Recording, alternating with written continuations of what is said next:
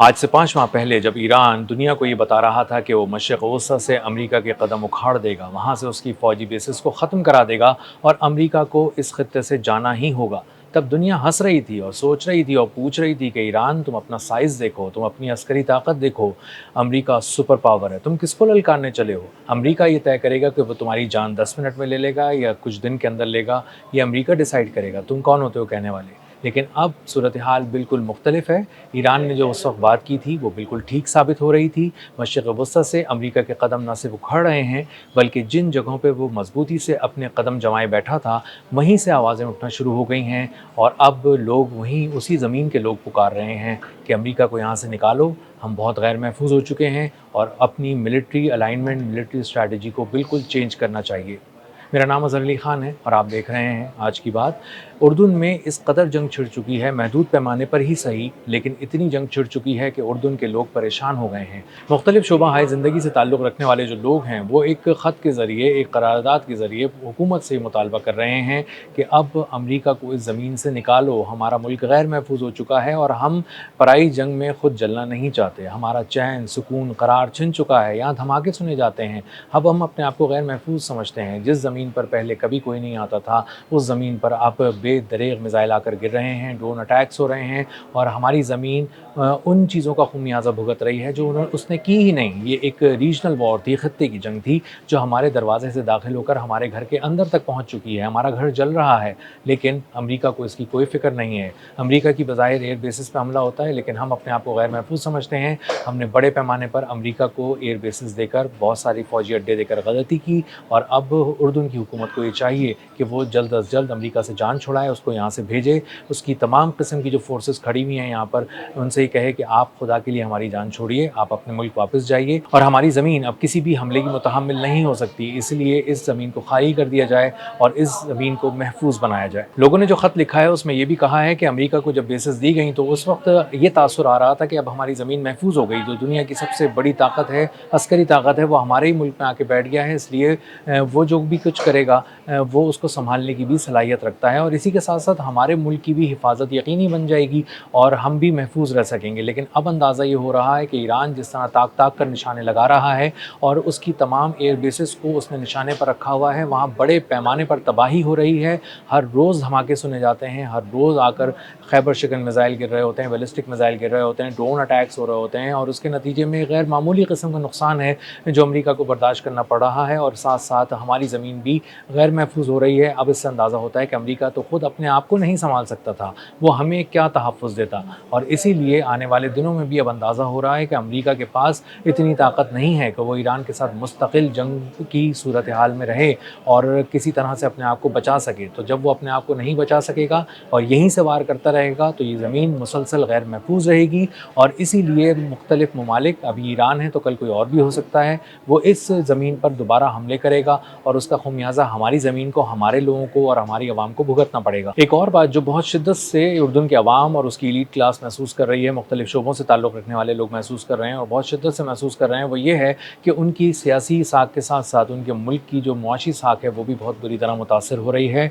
मुल्क की मईशत इसलिए मुतासर हो रही है कि पूरी दुनिया में जहाँ जॉर्डन का नाम एक पुरान मुल्क के तौर पर लिया जाता था, अब वहाँ पर अंदाज़ा ये होता है कि पूरी दुनिया ये ख़बरें पढ़ रही है कि उर्दून ना जाया जाए। उर्दून में अगर जाएंगे तो आप अंदाज़ा होगा कि वहाँ पर हमले हो रहे हैं, वहाँ वो जंग का हिस्सा है ईरान के ख़िलाफ़ और एक ऐसी ज़मीन जिसको बराह रास्त ईरान से कोई मसला नहीं था, वो उसके साथ जंग में शामिल नहीं थी,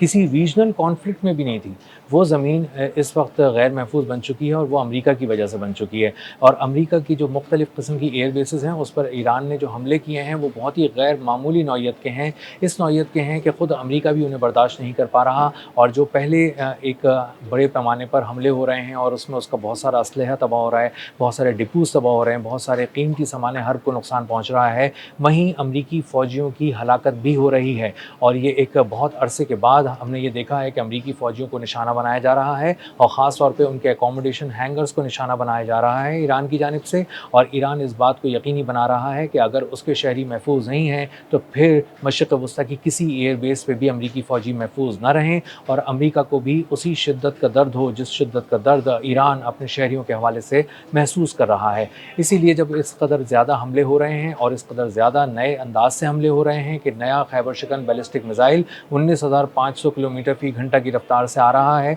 और 1,500 किलोग्राम वॉरहेड लेकर आ रहा है, तो इसका मतलब ये है कि वो न सिर्फ अपने हदफ को तबाह करेगा, डिफेंस लेयर को तबाह करेगा, बल्कि साथ साथ उसके करीब रखे हुए 2-3 और हदफ को भी निशाना बनाकर तबाह कर देगा। एक गहरा गड्ढा पड़ जाएगा, एक बहुत ही ज़ोरदार किस्म का धमाका सुना जाएगा जिसकी आवाज़ दूर दूर तक आएगी और उर्दून के अवाम जिन हमलों को खुद से देख भी नहीं पा रहे, उनको सुन ज़रूर रहे हैं, महसूस ज़रूर कर रहे हैं और उनको अंदाज़ा हो रहा है कि वो अपने आप को अब पहले से ज़्यादा गैर महफूज समझते हैं, सिर्फ इसलिए कि अमेरिका यहाँ पर आ चुका है और वो एक ऐसी जंग लड़ रहा है जिसमें उर्दून के अवाम शरीक नहीं है। और उर्दून के अवाम जिस रीजनल कॉन्फ्लिक्ट में थे ही नहीं, वहाँ पर उनको अमेरिका घसीट कर ले गया है और उनकी जो ख्वाहिश है उसके बरक्स घसीट के लेके गया है। और अब उनको भी अंदाज़ा होता है कि आज अगर ये अमेरिकी एयर बेसिस पे हमले हो रहे हैं तो हो सकता है कल इनका दायरा फैल जाए, जो शहरी इलाके तस्वुर किए जाते हैं वहाँ तक भी दायरा फैल सकता है। तो अब ये जो खबर सामने आ रही कि कुछ दिन पहले ईरान ने मशरिक़ वस्ता में रहने वाले तमाम ही लोगों से कहा था कि वो अमेरिकी फ़ौज से अपना फ़ासला बरकरार रखें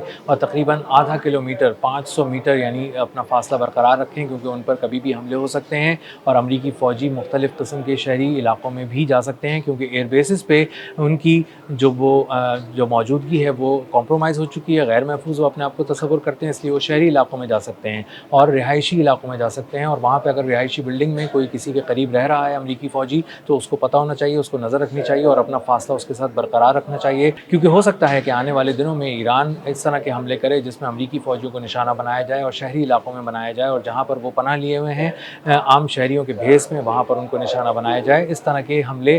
मशरिक़ वस्ता में भी देखे गए हैं पिछले कुछ अरसे के दौरान और ख़ास तौर पर इसराइल में देखे गए हैं, जहाँ पर जो इसराइल के फ़ौजी थे वो रेजिडेंशियल बिल्डिंग्स के अंदर अपनी मीटिंग्स कर रहे थे। ख़ास तौर पे मोसाद की जो एक क़यादत है वो अपनी बिनाए बराक में एक बिल्डिंग के अंदर बैठे थे, वहाँ पर अपनी मीटिंग कर रहे थे, वहाँ पर उनको निशाना बनाया गया। इसी तरह तेल अवीव की कुछ जगहों पे जो रेजिडेंशियल बिल्डिंग्स हैं वहाँ पर उनको निशाना बनाया गया। तो अंदाज़ा ये होता है कि आने वाले दिनों के अंदर इस बात को बहुत शिद्दत से मशरिक़ वस्ता के लोग समझ रहे हैं कि अब हम पर भी हमले हो सकते हैं, किसी तरह से हम भी घसीटे जा सकते हैं इस पूरी जंग के अंदर जिसमें हम शामिल ही नहीं हैं, जो हमारी ख्वाहिश के बिल्कुल ख़िलाफ़ हो रहा है। और इसलिए हो रहा है कि हमने अपने मुल्क को, अपनी फ़ौजी बेसिस, अपनी ज़मीन अमेरिका को दी हुई थी, इसलिए अमेरिका यहाँ से ईरान पर हमले करता है और जवाब में ईरान जो हम पर हमला नहीं करना चाहता लेकिन हमारी ज़मीन पर इसलिए हमले करता है कि वो अमेरिकी बेसिस को निशाना बनाना चाहता है, उन्हीं जगहों को निशाना बनाना चाहता है जहाँ से उसके ऊपर हमले किए गए थे। तो इसलिए ये जंग का जो स्केल है ये आगे जाके और भी बढ़ सकता है और कुछ और जगहों तक फैल सकता है, कुछ ऐसी जगहें जो फ़ौजी बेसिस नहीं हैं और जहाँ पर आम शहरी मुमकिन तौर पर हो सकते हैं। इसीलिए उर्दून की हुकूमत को सब लोग ये बात तहरीरी तौर पर दे रहे हैं ताकि रिकॉर्ड का हिस्सा बन सके कि हम चाहते हैं कि अमेरिका से हमारी जान छूटे, वो यहाँ से निकल जाए। तो असल में जो ईरान बहुत अरसे से ये बात कह रहा था कि मशरिक़ वस्ता से वो उसके कदम उखाड़ देगा, तो अस्करी तौर पर भी वो कदम तो उखड़ चुके थे, लेकिन अब फिज़िकली भी इस तरह से भी उखड़ रहे हैं कि लोग अब इस बात को खुद डिमांड कर रहे हैं, तहरीरी तौर पर लिख के दे रहे हैं अपनी हुकूमत को और ये बात चाहते हैं कि वो रिकॉर्ड का हिस्सा बने। उनकी ख्वाहिश है कि वो अब अमेरिका से जान छुड़ाए हुकूमत और यहाँ पर अपने मुल्क को महफूज करे। तो आने वाले दिनों के अंदर मशरिक़ वस्ता के अंदर बहुत सी जगहों पर अमेरिका को अब मुकम्मल तौर पर उसका सफाया होता हुआ नज़र आ रहा होगा और अब ये आवाज़ें अंदर से उठने लगी हैं, आवाम की जानिब से उठने लगी हैं और हुकूमतों पर दबाव बढ़ रहा है। अब तक के लिए इतना ही, मिलते हैं अगले व्लॉग में किसी नई खबर, नए तज्ज़िये और नए ज़ाविये के साथ। अल्लाह हाफ़िज़।